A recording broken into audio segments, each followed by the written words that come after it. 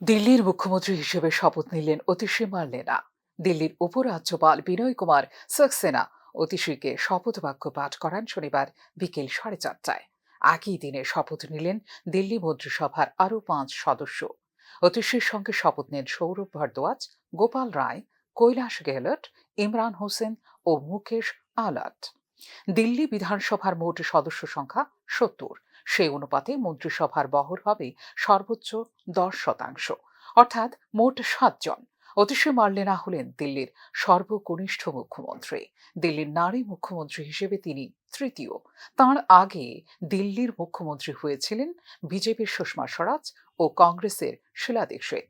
আবগারি মামলায় supreme court থেকে জামিন পাওয়ার পর দিল্লির মুখ্যমন্ত্রীর পদ ত্যাগ করেন অরবিন্দ কেজরিওয়াল।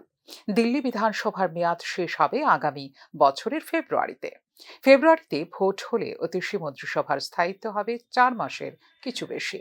পরিষদীয় দলের নেতা নির্বাচিত হওয়ার পর তিনি বলেছিলেন তার লক্ষ্য কেজরিওয়ালকে আবার মুখ্যমন্ত্রী পদে দেখা। সেই লক্ষ্য পূরণের জন্যই কাজ করবেন বলে জানিয়েছিলেন অতিশী মার্লেনা। নভেম্বর মাসে মহারাষ্ট্র বিধানসভার সঙ্গেই যেন দিল্লির নির্বাচন করানো হয়। পদত্যাগ করার পর উপরাজ্যপালকে আর্জি জানিয়েছিলেন অরবিন্দ কেজরিওয়াল। তবে অতিশীকে মুখ্যমন্ত্রিত্ব ছাড়লেও নিজের কর্তৃত্বের হ্রাস যে শিথিল করবেন না কেজরিওয়াল, সে বিষয়ে নিশ্চিত রাজনৈতিক মহল।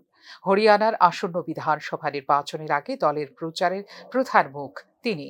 এছাড়া আগামী বছরের ফেব্রুয়ারিতে দিল্লি বিধানসভা ভোটের আগে দলের রণনীতি তৈরিতেও গুরুত্বপূর্ণ সিদ্ধান্ত নেবেন অরবিন্দ কেজরিওয়াল। ফিউরো রিপোর্ট, নিউজ নাও।